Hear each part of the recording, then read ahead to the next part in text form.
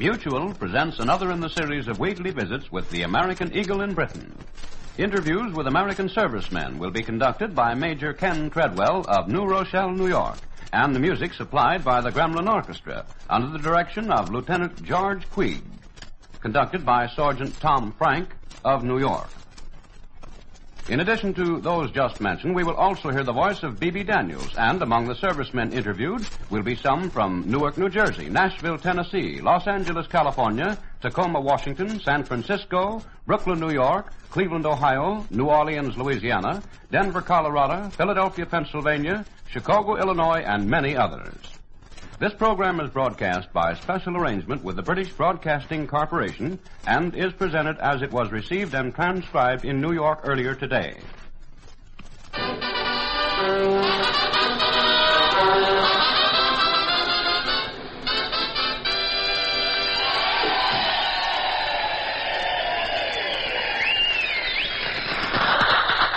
And once again, it's hello to all of you in America. This is Cecil Merton of the British Broadcasting Corporation saying, call in the family for the American Eagle in Britain program sent to you with the usual good wishes of the BBC in London.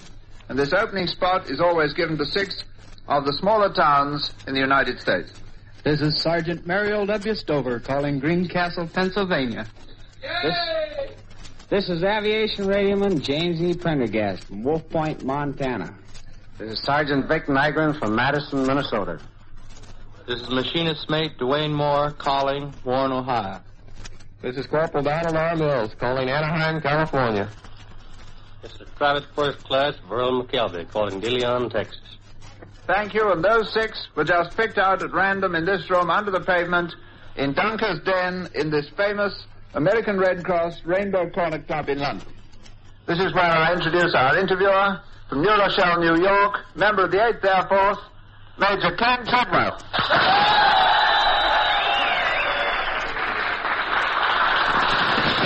Thanks for it, Cecil, and it's mighty good to be back again in Rainbow Corner after being away for a few weeks. It feels like good old home. I imagine that some of the folks back in the States often wonder how these sound effects here are created. We don't want them to get the idea that they are sound effects because they come right from the hands, the feet, and the mouths of your own sons and loved ones. For example, this is the way our boys, when the occasion arises, do their clapping. Clapping is mighty fine, it's good stuff, but sometimes it doesn't do the job completely. Therefore, when the occasion arises, they whistle. And just to add the coup d'etat, just to really knock it down and drag it out, when something is really hot, they stamp their feet just about like this. And when all of you folks back in America hear it, it sounds something like this.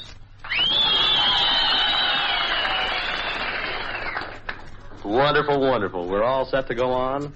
And standing on the other side of the mic is PFC John Filarski. Is that right, Johnny? Correct, sir. You're blonde, just under 6 feet tall. About how much do you weigh? About 160, sir. 160? Yes, and sir. Your hometown is where? Garfield Heights, Ohio. Is that near Cleveland? Yes, sir. I'm a radio man and a half-track. You've been in combat? Yes, sir. Since when? Since August 1st, 43. You were in on the big breakthrough then? Yes, sir. Where did your particular unit break through? Well, we started on the Brittany Peninsula. Made 250 miles in 10 days. Under Patton's control? Yes, sir. Right. 250 miles in 10 days? 10 days, yes, sir. Man, that's traveling without a war on. That's doing okay. Right. And here we go. When were you wounded, and what's the story behind that Purple Heart?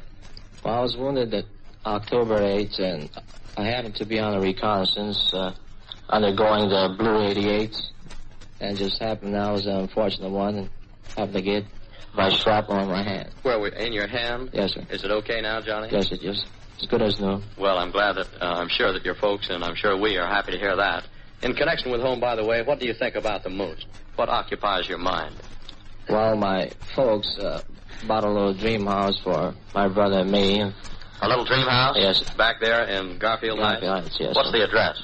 4686 East 86th Street. Well, I think we can all wish Johnny a fast return to 4686 East 86th Street in Garfield Heights. Yes, sir. I'll bet that old good sack, that bed with a feather mattress is waiting. Thanks a lot, Johnny Filarski. Thank you.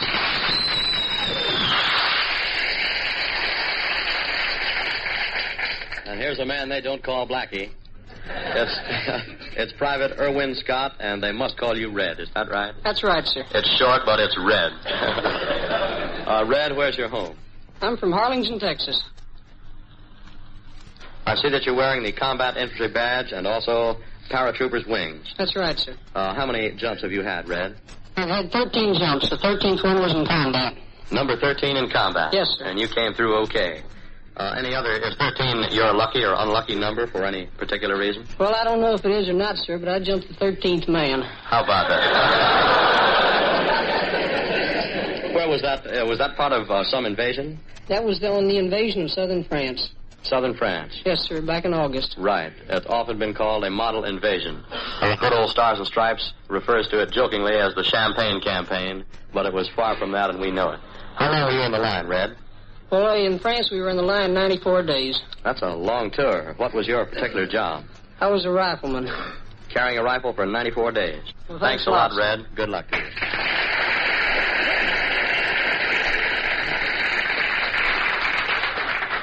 Thank you, Ken. Our music today is a GI band from a bomb group. We welcome them to the American Eagle. They're called the Gremlins. They're under the direction of Lieutenant George A. Puig of Houston, Texas. They're conducted by Sergeant Tom Frank of New York. So here they come with Nellie Gray.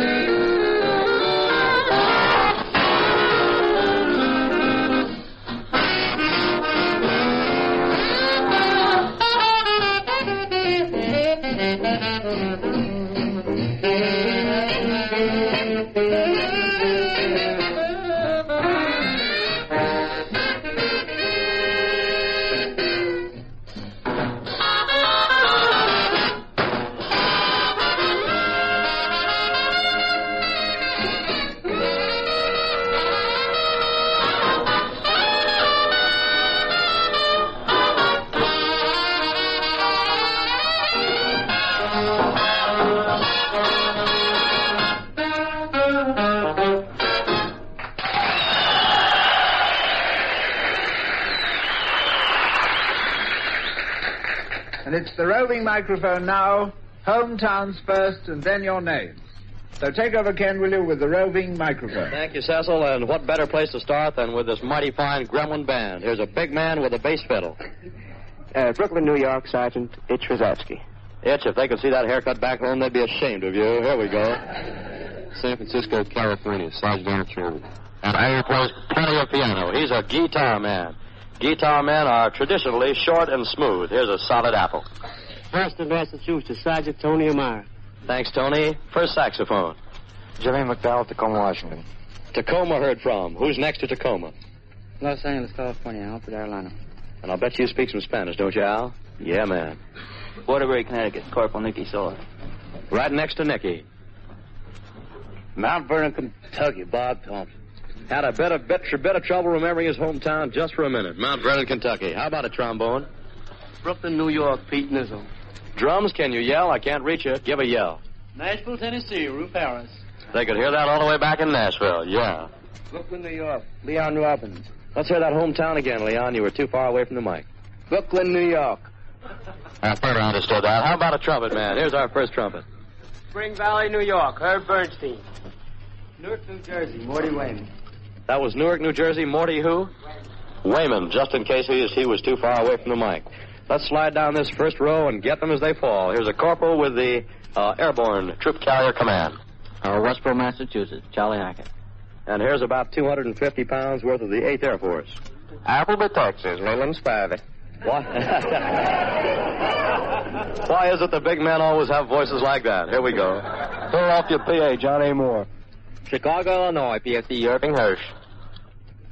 Wilson, North Carolina, Alan Winborn. Thank you, Alan. On Alan's left is a sergeant with a famous infantry outfit. Plano, Texas, Sergeant Tom Young. St. Paul, Minnesota, Corporal Sam Stella. And here is a USN on his hat with 2 long red hash marks. an upside-down staff sergeant's rating on his... I can't... better give your rating, too. I can't read it. Chief Commissary Stewart. And your name? Lester Clark, Algiers, Louisiana. Thank you, Les. If you just said Chief Commissary Stewart, you might be from most anywhere. Here we go. Bluffton, Indiana, Donald Heller. Liberation, Pennsylvania, Everett Fisher, Seaman First Class. Seaman First Class. Those were 2 Navy men in a row. And here's a sergeant. Plano, Texas, Sergeant Robert Weaver. Lincourt, New Jersey, Corporal Sid Sprung. Butler, South Dakota, Lloyd Norton. And the tech sergeant. Berlin, Virginia, George Petrakis, Sergeant. And the Navy are in again. Springfield, Massachusetts, Salvador Bell. Thanks a lot. Let's get over the other side of the room. A buck sergeant. Waverly, Minnesota, Sergeant Joseph Painchett. Isn't that nice? Isn't that nice? Here's the Navy. Middletown, Connecticut, Bill Kirk. Where's Medford, Mass? Bill Moore. We're coming. By gosh, I think we've only got one whack in the audience today, and we're coming to her fast. Here we go. Winston-Salem, North Carolina, Howard Myers. And here's a fortunate tech sergeant on the young whack sergeant's right. Sergeant, how about it? Phillipsburg, New York, Francis Trillium. And this blue-eyed lass has Wisconsin in her look somehow. Let's give. Appleton, Wisconsin, Mary Waterman. That's right. Thanks a lot, Mary. And let's go on from there. Salem, Utah, Sergeant Hanks. Phillips, Wisconsin, Herbert Jackson. Lansdowne, Maryland, Corporal Joe Wickless. Joe? Is that short for Joseph, right? Right. Glen Burnie, Maryland, Sergeant Gable. What's your... Charlie Gable. Okay, on from Charlie. North Bergen, New Jersey, Herbert Sachs. Thanks, Herb. On Herb's right sits an 8th Air Force Staff Sergeant. Osceola, Arkansas, John W. Davis. And here's one of the boys who, in a final analysis, these are the guys that are the backbone of this Army, a PFC. Let's grab him. Garden City, Mineola, New York, PFC William Jednett. Thanks, Bill. You really know where Garden City is, don't you? Here we go. PFC McNair, Baton Rouge, Louisiana. Louisiana, and 2 more to be heard from. 2 buck sergeants, 1 and 2. Franklin, Pennsylvania, William H. Bell. What's going to be the lucky hometown we end up with today? Greenville, Alabama, Bill Dixon. Alabama heard from. Cecil Madden, it's all yours. Thank you, Ken, for that tour around the room. And today we spot at station WNOE, the James A. Noe station located in New Orleans, Louisiana. There's just one fellow in the room from New Orleans. I'm going to bring him up. Hello, everybody, and thank you, Mr. Madden. This is Sergeant Earl A. Trosclair, calling New Orleans, Louisiana. Yeah, I guess I should be nervous about this town, but I am. I guess when everybody thinks of my hometown, they think of something good to eat.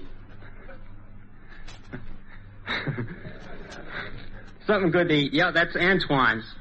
I guess you've all heard of that place.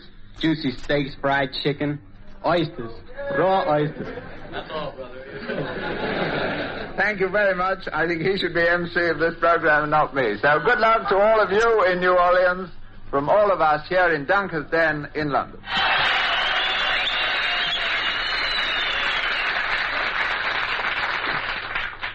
We're able to take you now to a hospital somewhere in Britain where B.B. Daniels is waiting to talk to some of your wounded men. So come in, will you, B.B. Daniels? Thank you, Cecil Madden, and greetings to all you folks back home from Purple Heart Corner. This week, we're broadcasting to you from Ward 20 of the 97th General Hospital in southern England. The boys in this ward have just finished a chicken dinner. How was it, Sam Madanisi? That chicken was terrific. Just plain terrific.